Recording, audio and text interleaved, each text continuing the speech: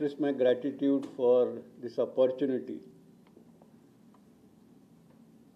to be a part of Vichar Vedh, to be a part of Goanvarta Vidya Niketan activities, and to be a part of this discussion to think about India yesterday, today and tomorrow. What I intend doing is to essentially sort of deal with this subject, but essentially from the perspective that I have been exposed to, and so as we all know, the human evolution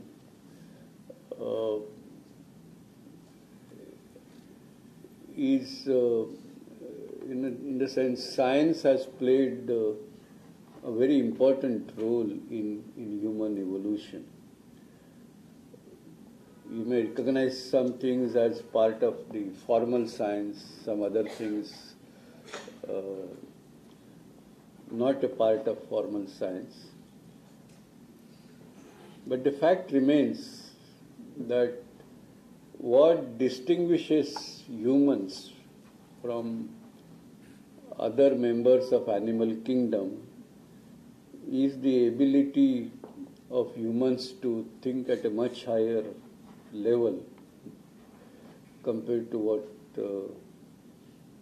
animals by and large are capable of. They also have a brain, humans also have a brain, but human capability is way above. And so we have, as humans, we of course are a part of animal kingdom, so there are animal instincts in all of us, we like it or not. But more than that, humans have observed nature. Humans have tried to understand nature.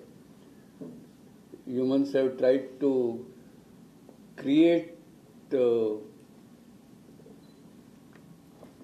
different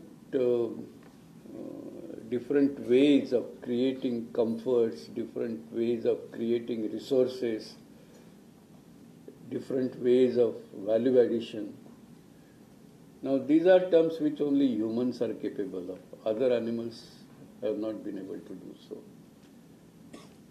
And so that is at the root of, whether it is ability to light fire, whether it is ability to create machines, and now whether it's an ability to create artificial intelligence in contrast to human intelligence. All that is a creation of human ability to think, and that's what science is about.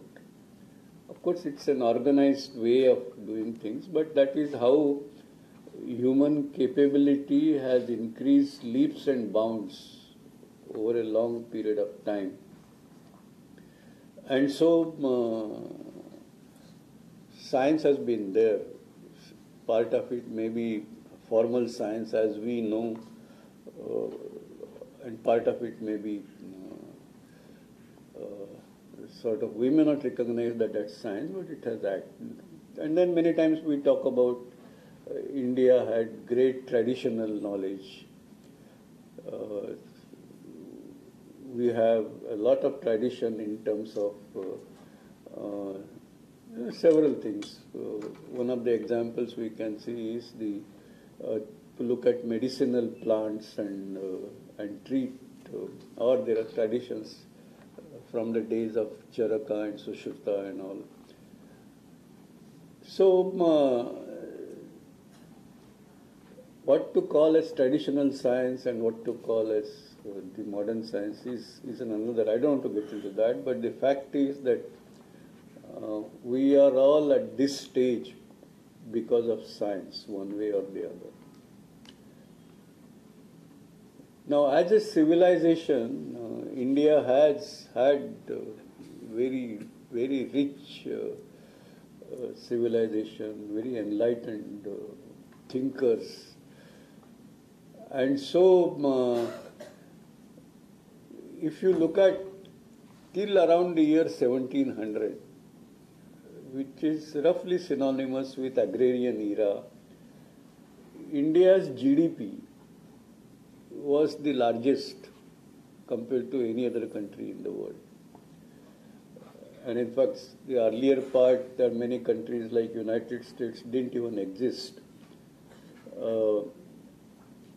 But then, around 1700 and beyond, for a variety of reasons, it could be that the agrarian era changed to industrial era because that's where the dawn of industrial era took place. It could be because we were under foreign rules and a lot of exploitation was taking place. Or for that matter, there are a lot of hurdles in front of Indian population to carry out that progress. Because there was although it was agrarian era, India had a lot of progress made in technology. Call it the Dhaka muslin, call it the restless wonder, the iron pillar, call it the a lot of shipping and trade that was going on from the peninsular coast, both on the east side as well as on the west side. So it was not as if India's activities were restricted to only agrarian or agriculture related. But yes, we missed the industrial revolution, the leveraging the machines and mass production and things of that kind. That we certainly, that's where we kind of slowly started retracting.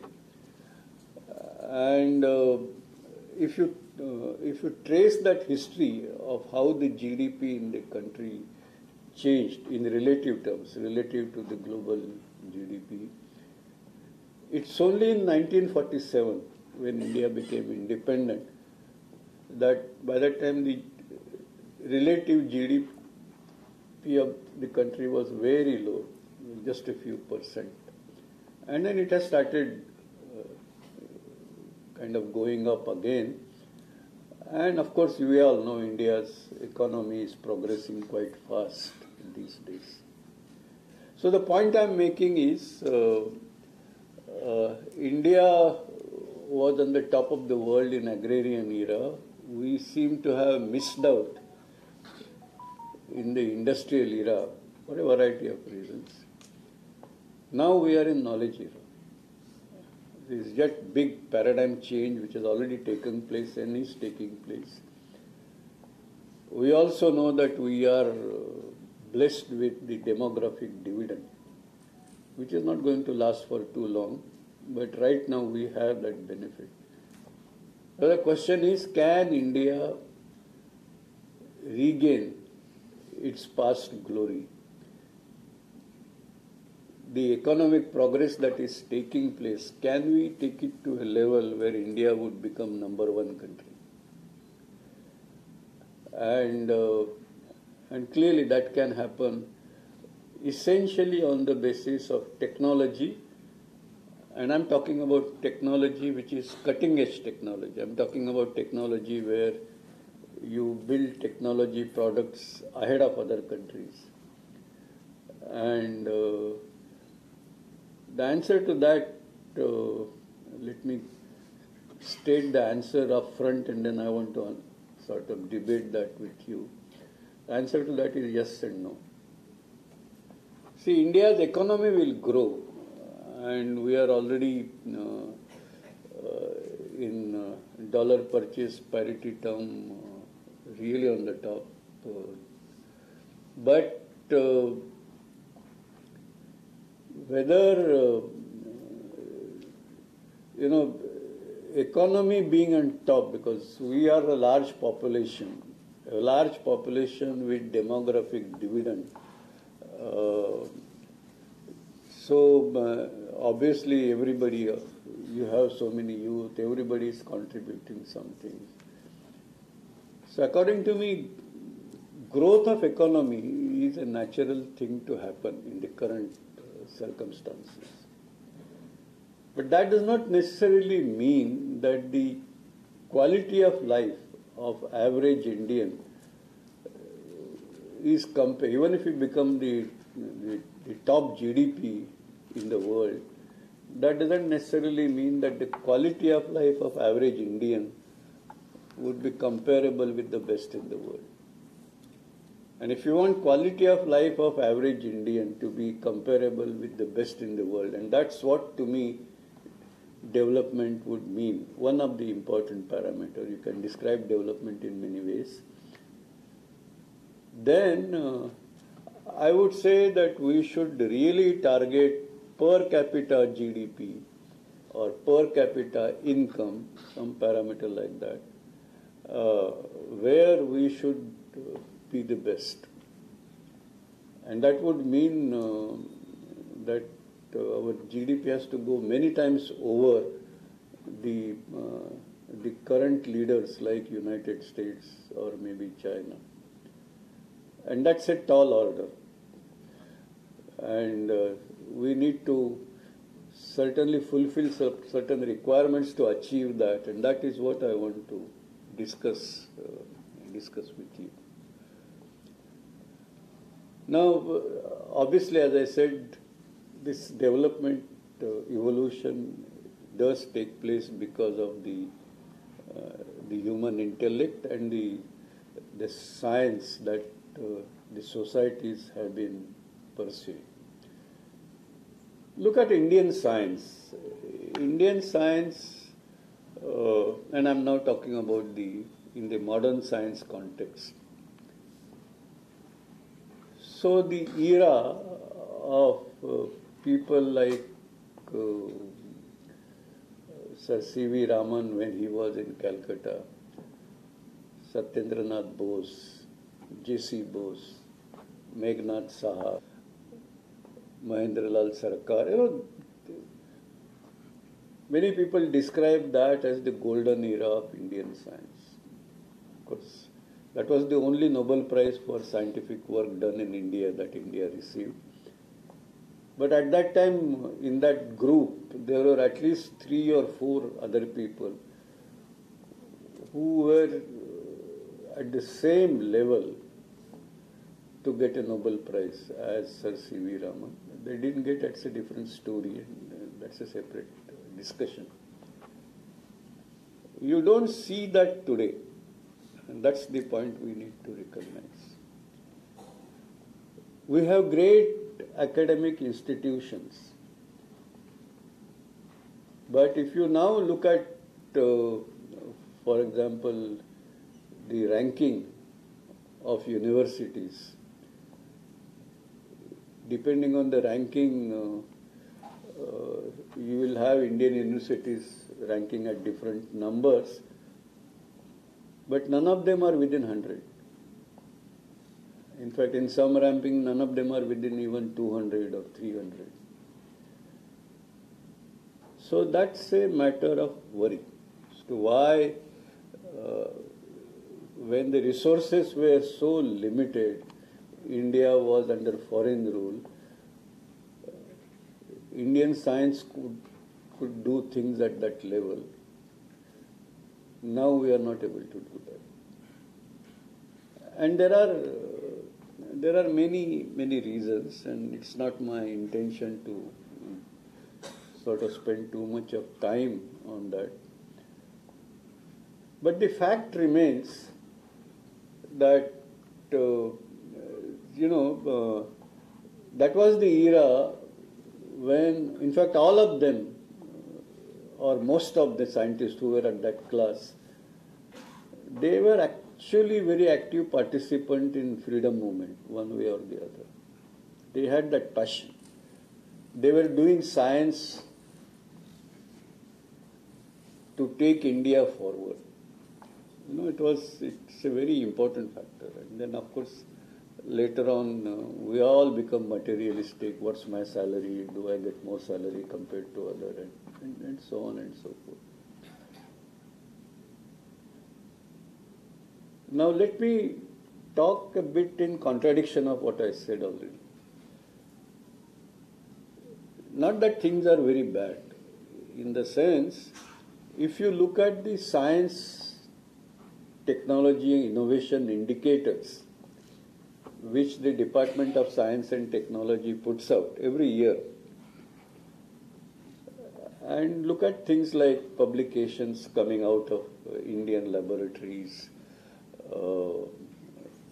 you would find that the growth in the scientific publications from India is perhaps the fastest.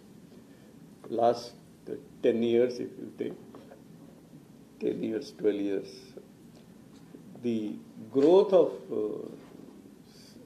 scientific output from India has been, as I said, one of the fastest in the world. So then where is the problem? And the problem is most of our scientific work or scientific research is actually driven by the interests abroad. I want to do science, I want to be somebody. There are two ways of looking at it. One is to see what are the problems in front of our country and what are the problems that I need to solve, and do research to address those problems. But then there are challenges like you solve a problem in spite of all the difficulties you get. You will find it very difficult to get it published in international peer-reviewed journals because you are not a part of a larger team. On the other hand,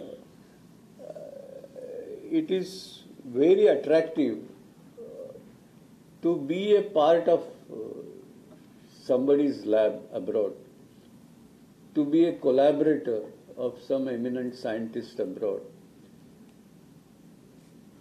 to visit them, work in their laboratories, come back here and do some collaborative research.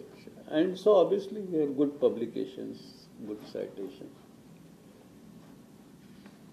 But when you do that, and not that we should not do that, that's a right way, but the lacuna there is that when you do that, you are pursuing somebody else's idea. So at best you can be number two. You can't be the leader of a particular idea or addressing a particular idea. So you may be a good scientist, you may have a lot of recognition, but you can't go on the top of the table. So you neither contribute to national cause nor become the top-notch scientist in the global standard. And so I think it's important that science can happen only through collaboration is an important aspect of doing scientific research. But that does not mean that we carry somebody else's bidding.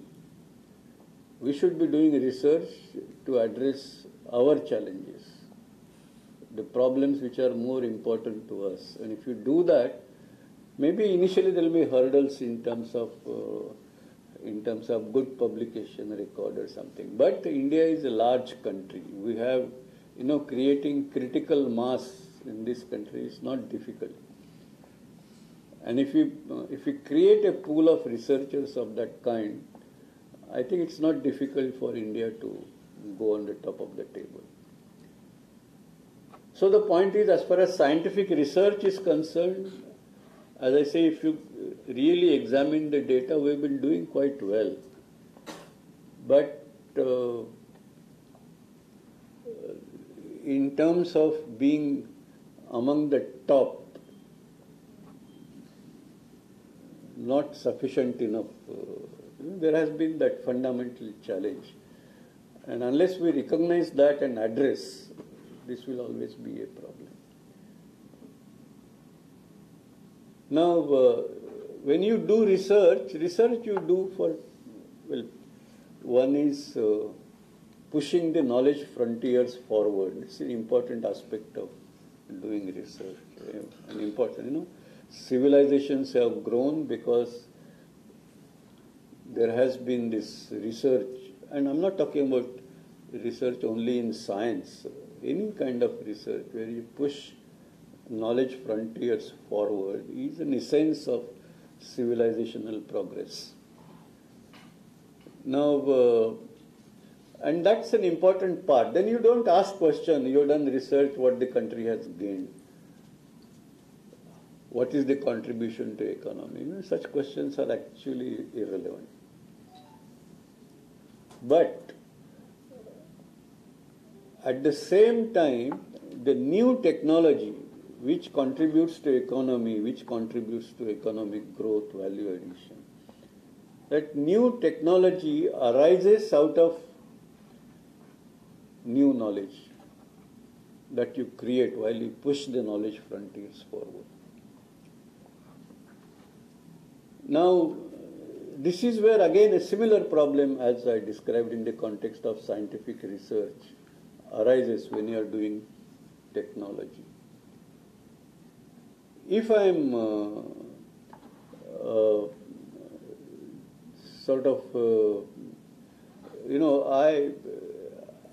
I had done some new research finding. Now, maybe it has no application today, maybe some of them have applications today. Now the question is, as a country or as a community or as a scientific group, I may say the aptitude of individuals may be different. I may say that I want to restrict myself to pure research, so I don't worry about technology.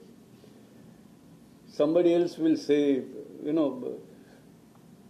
there are usually described, scientists of the kind of, say, Niels Bohr. So that's a, fundamental research. That also has led to a lot of applications, but over a period of time, not immediate. That is not the driving force for doing research. Or the scientists like Edison, whose most of the research has been driven by application. Ultimately, solve some challenge which human beings require to be addressed in their day-to-day life. Incandescent lamps, for example. Now, the two are two different kinds of research. In between, you could also have science research where there is a lot of new knowledge, but also a lot of benefit, human benefit. So people say that's the kind of research which Pasteur did. Described as part. Now the point is that I may have aptitude of only doing pure research, or I may have aptitude of doing pure applied work.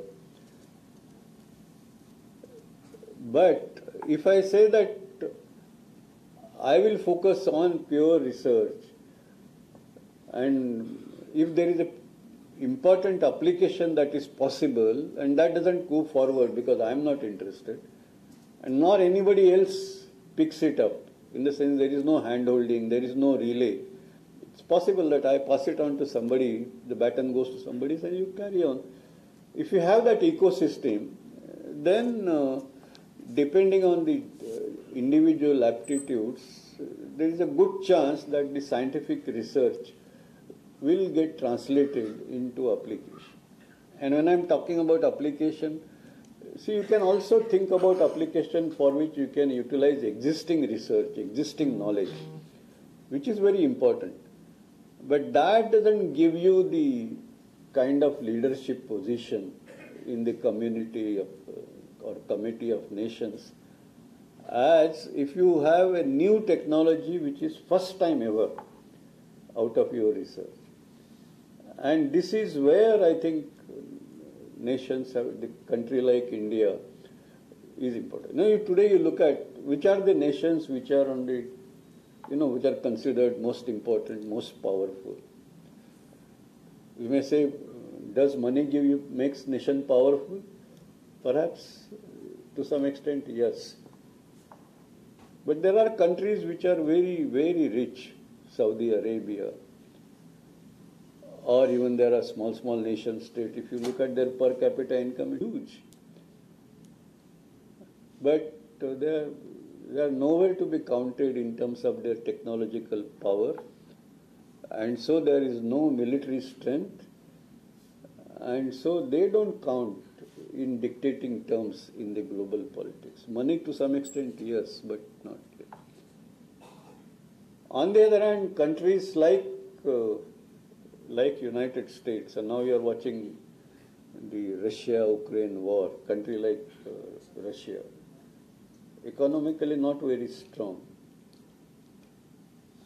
but technologically quite strong, militarily quite strong. So the point I'm making is, you generate wealth out of technology, you generate military power out of technology, you generate power to influence the world out of your technology. But of the technology of the kind which is new technology, which others haven't been able to build so far, and to be done ahead of others.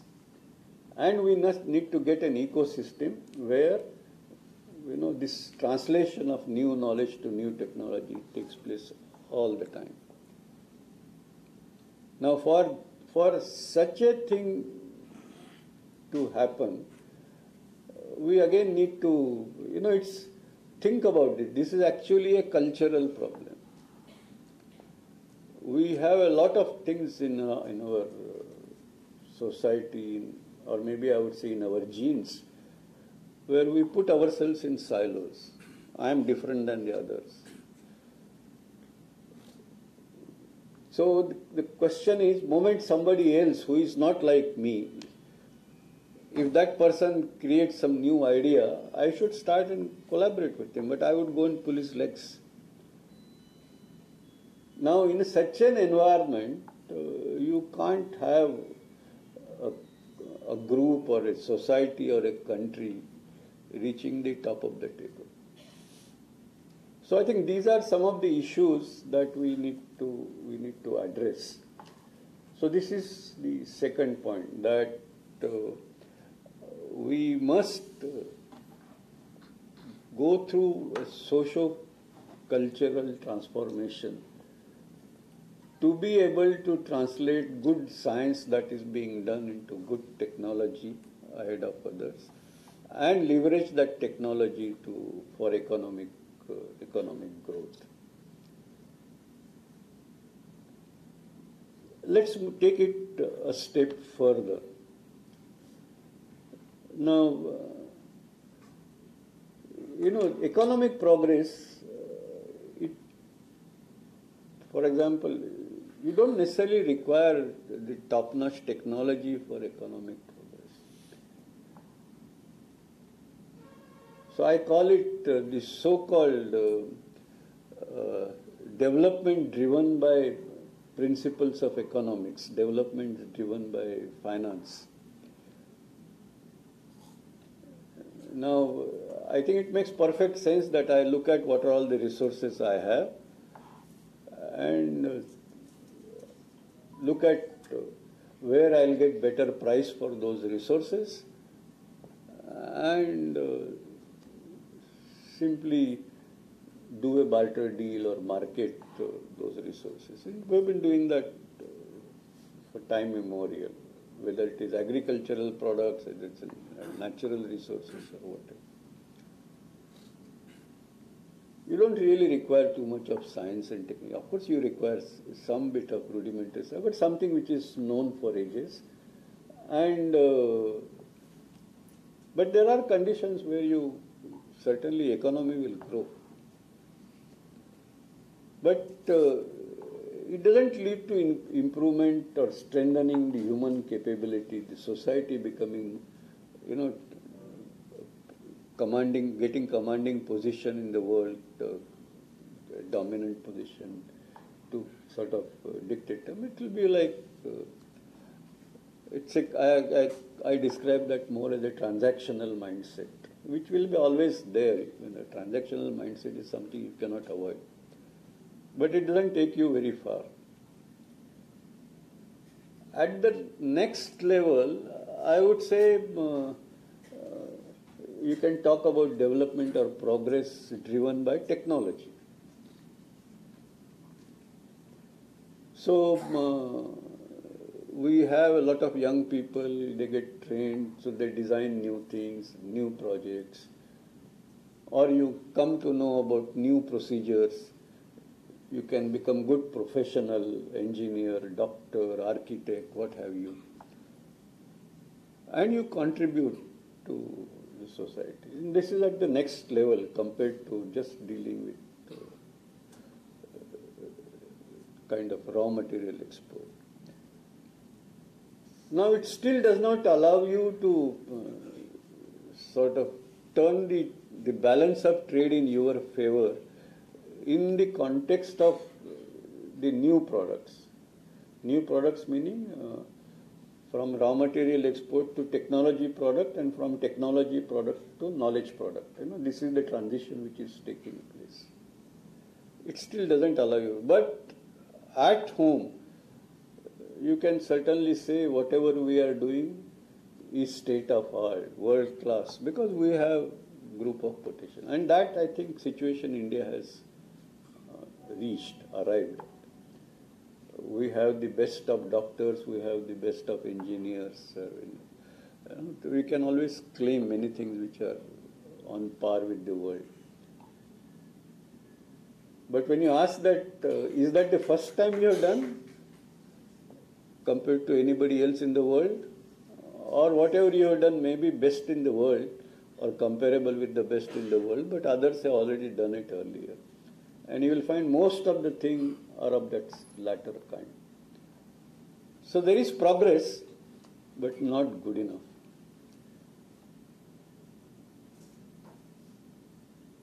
As I said in the beginning, now we are in the knowledge era. Now, so the third layer is the progress driven by knowledge. So, call it, if you have the best of professionals, you want to do something extraordinary. Today our tendency is normally that no, but this we have not done. There is a lot of capital outlay, a lot of financial risk, so we must get consultant from abroad. And it's a sensible thing to do. But the fact is, we resort to doing that because we haven't got the adequate confidence, although we may have that knowledge. But imagine a time when we achieve that condition, that all right, we do things on the basis of our own wisdom, our own knowledge, our own understanding. Maybe first time we'll fail, but second time we'll come get it right.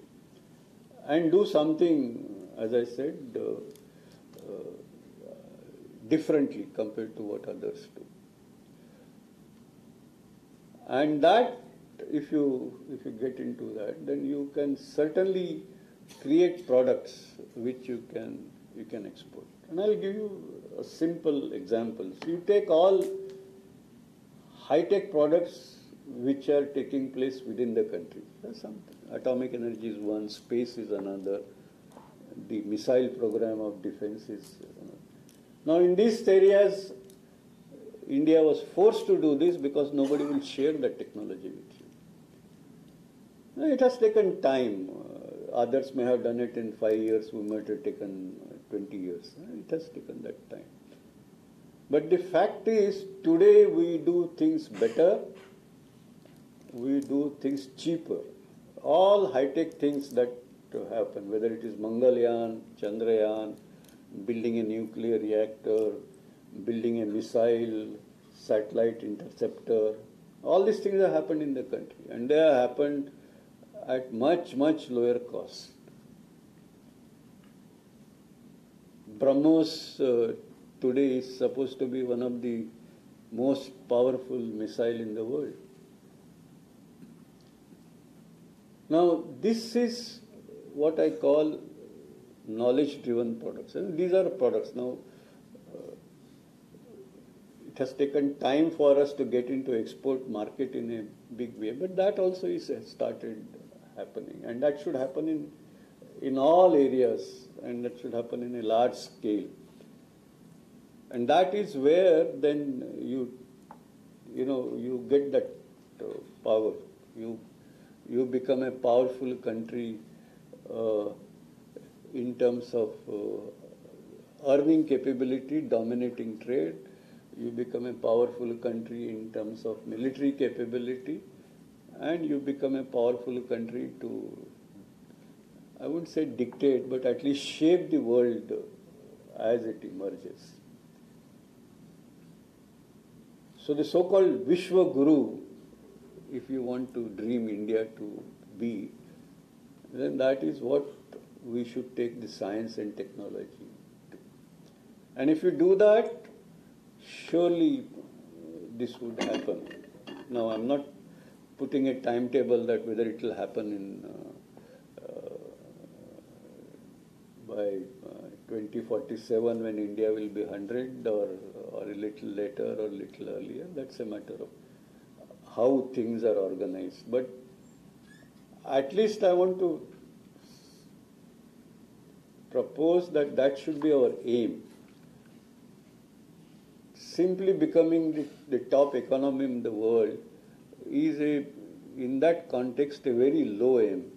It may appear very difficult at this moment, but it's actually, it won't make you or meet your ambition that you must have, that the quality of life of Indians, average Indian, should be comparable with the best in the world. If you put this simple objective as your development objective, I think everything else follows according to me. But that requires that kind of mission, that requires that kind of mindset, both in terms of people who do new technologies, but also in terms of people who leverage that technology for the larger economic good for themselves and also for the country. So that is the transition that that one would like to see. Now, let me take this a little further, and for example, I told you that you could make value addition or you could make economic gains on the basis of raw materials, on the basis of your own sort of what I call procedural knowledge, in the sense I have studied a subject, I have become expert in that subject. I have come up to the point where I know all the SOPs, standard operating procedures, to kind of deliver on that, whether it's a service or a product or whatever. And as I said earlier, and so you do things at the world class. At the third layer is this question about, be consistent with the way things are evolving. We're talking about the new technologies, artificial intelligence, machine learning is something that everybody talks. All universities, all colleges are announcing courses, and all young people want to learn it, which is an important thing. Same thing is true about, for example, there could be cognition is becoming a big branch of science. And tomorrow you would have big technologies arising out of cognitive sciences. Or for that matter, the genetics is another area where it would unfold into large-scale technologies. Now, if you now look at, we are making progress in science, we are making progress in technology. But if you look at these top-notch areas, which many people describe as R&D intensive industry.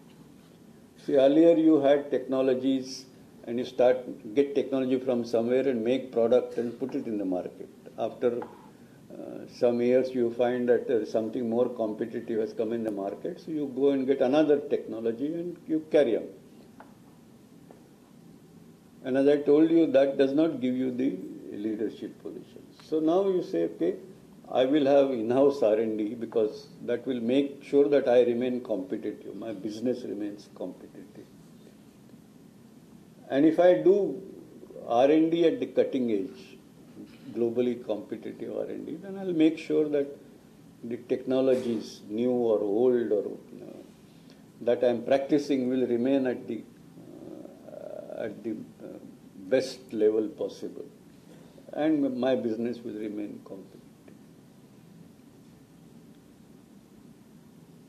Now we are moving to an era where for doing this you need, of course you need research, you need to develop products, but you also require a support system which requires very, very large investment. Take the case of semiconductors. I put it to you that India has actually missed semiconductor revolution, which took place maybe 20 years ago.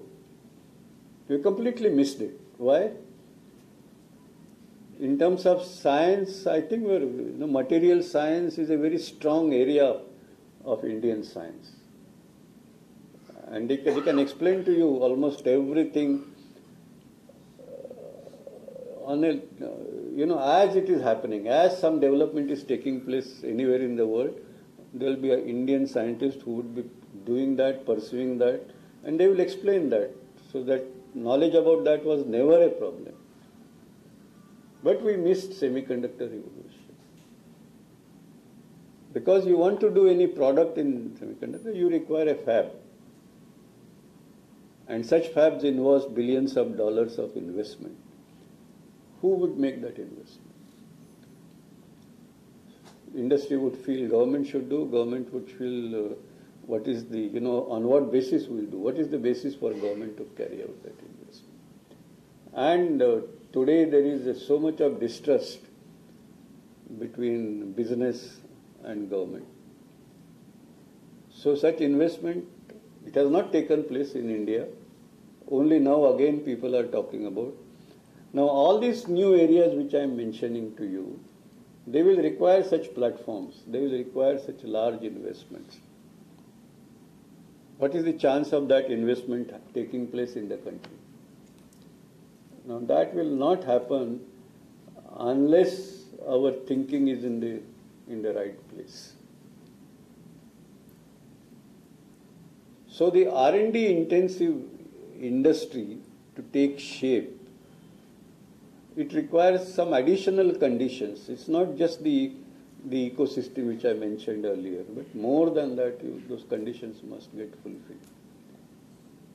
And unless that happens, it will be very difficult. So just like we missed semiconductor revolution or microelectronics revolution, we actually missed, for example, the high temperature superconductivity. It came a big bang at time when everybody used to talk about it. In terms of industrial product, India, what has happened? Nothing. Although in terms of publication, probably India has produced maximum number of papers. Again, the same issue. So what they call a triple helix architecture is absolutely essential for such things to happen.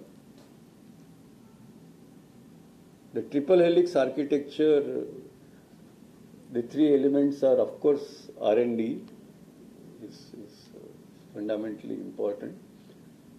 But alongside, there should be industry, which not only participates in R&D, carries out a bit of investment in R&D, but also looks at creating opportunities in the commercial industrial space, and government on the third leg or third strand,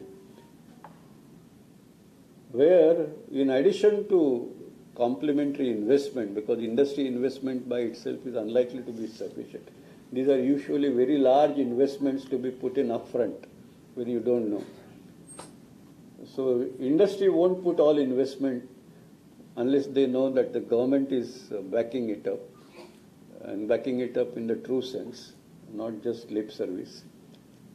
And government would take right policy decisions unless they know that the time has arrived. No point in making, policy making usually lags. There has to be a felt need, then only it will happen.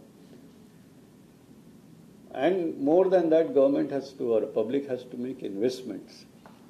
And what is the basis for public to make investment unless they know? So there has to be this very close working together. R&D, which tells the future, creates knowledge about the opportunities that exist, to some extent a roadmap to how to sort of translate that knowledge or opportunity into reality, and the policy making, which has to go hand in hand. So unless these three entities, they work together, not in a serial manner, you do this, then I will see. That doesn't. They have to do concurrent working. Let us do it together. Let us take the risk together. So we need to create that kind of thing to make such things happen. And so you can imagine the challenge that we have. It happens in many countries elsewhere. It does happen. There are investments, public investments for the futuristic programs. Now, if you ask me that, you tell me that this investment will pay off, otherwise somebody's head will be chopped off, it will never happen. And see, that is the main challenge. Now, in that context, if you now ask that these evolving areas which may become the future of business or the real value creation in the knowledge era, and if you now say that condition in India and condition in the most advanced countries in the world, whether the gap between those most advanced countries in the world and India, the gap is increasing or decreasing. Sometimes it looks to me that that gap is actually increasing. India is progressing. India is going way ahead. And India, its economy will grow. That's a given thing according to me. But not good enough. Not good enough to give India the top rank position. And if this gap is increasing, recognize, instead of getting power out of technology, you may get into vulnerabilities. And you may get into vulnerabilities of a very serious kind. For example, I'm sure some of you might have heard, even artificial intelligence. All your mobiles are an excellent example of how effective. It tells you where you went. It picks up your choices, keeps on giving you advices that maybe you want to buy this, you want to buy that, or You want to go to such and such a restaurant and try such and such cuisine. So it's actually taking control of your life. Now look at it in the larger sense. Where does the market for all this lies? Market for this lies where there is, where there are people. Where are the largest number of people? They are in India. In terms of buying power, the largest market is in India. And in terms of these products, who is going to prepare? So it is these advanced countries. And then we are getting so many products. They are all, as an example, if you take artificial intelligence, they all have to be trained. So that requires a database. And one of the reasons why all these companies descend on India is because in terms of such data, India is the largest custodian of such data. But leave that aside and just imagine that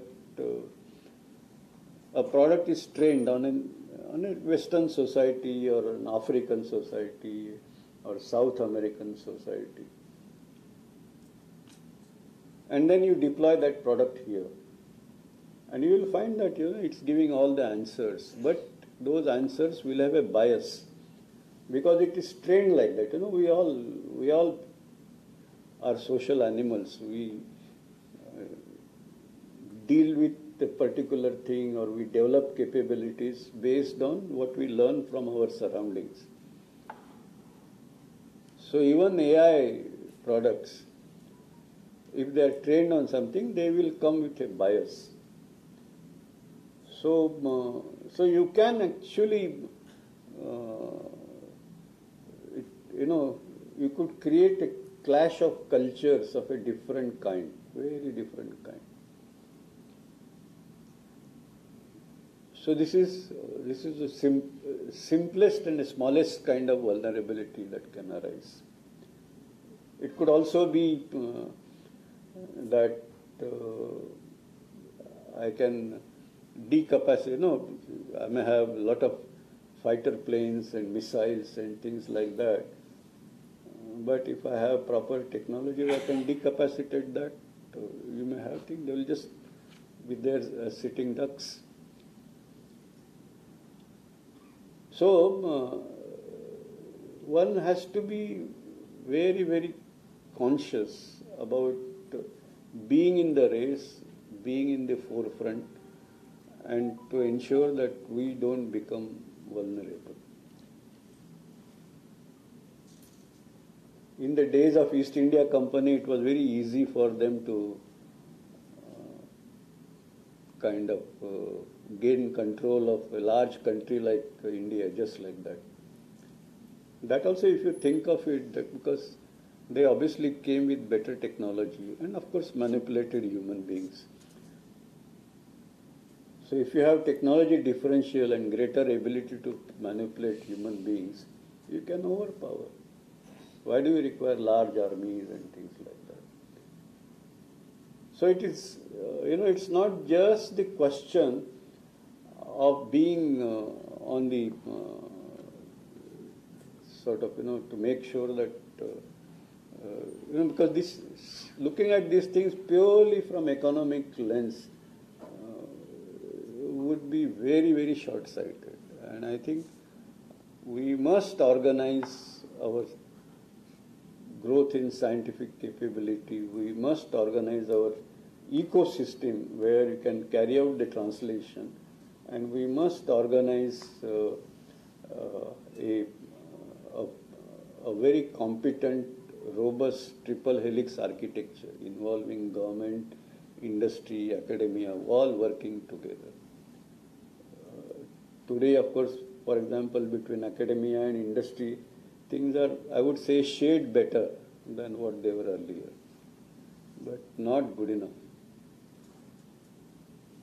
So, in the last leg of what I have to speak before you today, I want to talk about a few aspects as to what is it that we need to do in the context of the so-called cultural revolution which I mentioned. See,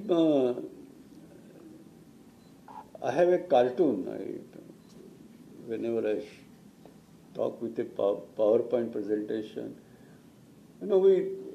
let's talk about first education, then we'll go to research, and then we'll go to. Now, we have identified curriculum, we expect some outcomes, and then there are rules and centrally controlled that by the end of first year you must know this, and second year you must know that, and then there is evaluation. And that evaluation has to be same for everybody, because you have to be fair to everybody. So this cartoon is essentially teachers sitting in a jungle, and his students are, there is an elephant, and there is a monkey, and there is a bird, and diverse animals, but they all have brains, so they can learn.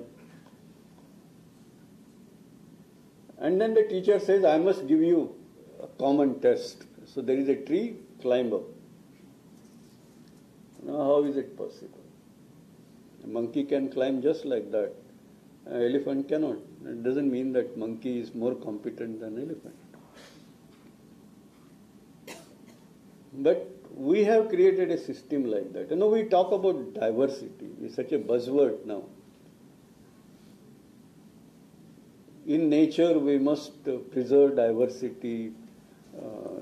The quality of life keeps on improving as a result of diversity. We must avoid monoculture. All these things are, we all talk. Why can't we recognize that between human beings, no two individuals are alike? There is a difference. So this new education policy, which gives emphasis on allowing students to learn at their own pace and creating student-centric education system, I think is extremely important. The question is whether the traditional people, first of all, traditional people both in the governance and policy making, and then actually at the implementation. Will that spirit embedded in the new education policy, will it get implemented? That is the real question. Otherwise, there are different students, and there are enough examples in history where students have different capabilities, and you allow them to flourish with respect to those capabilities. And in some cases they are weak or slow, certainly you must make some remedial action, but that doesn't mean that you kind of hold somebody back. So this is one part of recognize diversity and allow learner-centric education. There is a second thing at the research level. For example, let's say nowadays we talk about trains and Vande Bharat and then the bullet train, and then there is a magnetic levitated train, maglev. So these are all potential possibilities in terms of transportation sector. Or for that matter, you could have a car which can run on the road, but which can also fly, flying cars. And you must have seen on internet, several people have done some prototypes. Now the question is, I have a lab, let's say lab dedicated to transportation, let's say railway transportation. And the technology keeps on improving. So my lab also, I keep on improving. And slowly I can increase the speed, I can reach bullet train. In the same kind of lab, can I evolve a maglev? And my answer is the chance is very little. Because they are used to a set of disciplines where the evolution of maglev doesn't feature. And forget about a flying car. On the other hand, if let's say I have a lab which is, let's say, dedicated to open-ended basic research in the area of electromagnetics. So they are pursuing electromagnetics. Electromagnetics is a huge subject. Maybe there will be somebody who could visualize how to make the most powerful magnet.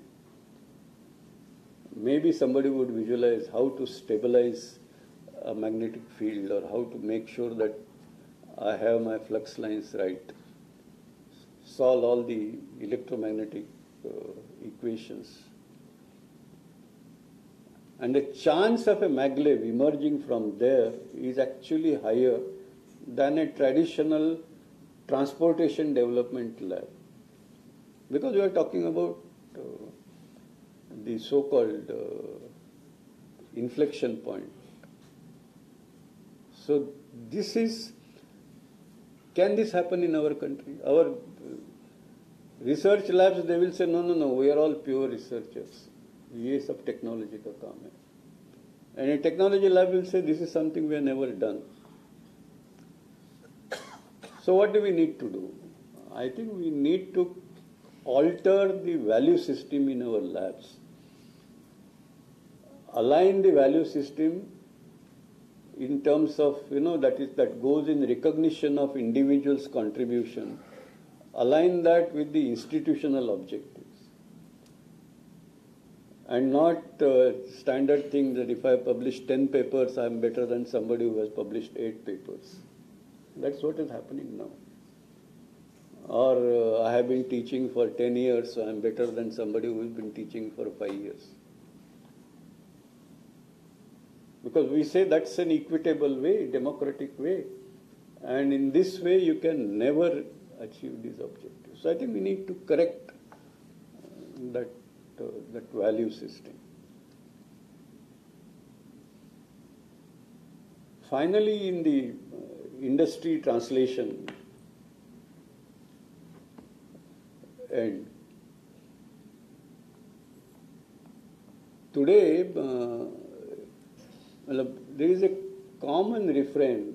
An academic person would say the industry fellows, they don't come forward and invest sufficiently. And an industry fellow will say that, well, these academics, they don't know value of money. And if I invest money, I don't know whether I'll produce return. And then the academic people will say, no, but we can't research, you cannot have such short-sighted thing. These are long-term things. The industry fellow will say, I don't know whether he will produce return even after 10 years or 20 years.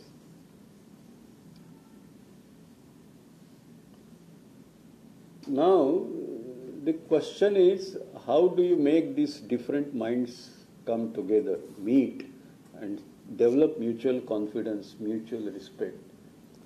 This can only happen if we respect an industry person participating in research and academics, and also an academic person or a research person actually participating in industry. Today our academics, they can't even stand on the shop floor for 5 minutes. In the sense, remaining engaged, being a part of that debate, discussion, problem solving. And vice versa. An industry person he sits in a discussion among the academics, he will be fish out of water. And that has to change. So I think we need to address these issues at multiple levels. But I will close by saying no use blaming individuals. I think Indians are known to be far more competent and intelligent as individuals. And this is proven time and again. You take this person and put them in a foreign lab. And if I didn't know that he's so bright, but now he's doing wonders. And that's happening because he is in that environment. We need to create that environment here. And but otherwise, I think basically the Indian mind, I believe, is actually far superior. And we have to blame ourselves why Indian mind is not able to perform in India. Indian mind is performing very well outside. That's why Americans keep giving H-1B visa to Indians on preference. Because they have a policy of talent search. And in that talent search, the most preferred people that are welcome there are Indians. So I think we need to change that to make that happen in India. So ladies and gentlemen, as we approach the centenary or the so-called Amrita Kala and beyond, I think there is every opportunity for us to regain the past glory, to be the best country in the world in multiple ways, including the strength, including the dominance, including leveraging our past heritage, new capability, shaping the world. You know, the world is not going in the right way today, and there is certainly a need to shape. But if you are not powerful, even if you say right things, nobody would listen to you. On the other hand, if you come to the right level of capability, then the world would listen to you. And we have that ability to shape the world. So I think that is what we all should look forward to. And I think it is possible. So earlier I said my answer is yes and no. So now let me qualify that. Say, provided we do all those things what we talked about, I think the answer is clear yes, and we look forward to that day. Thank you very much.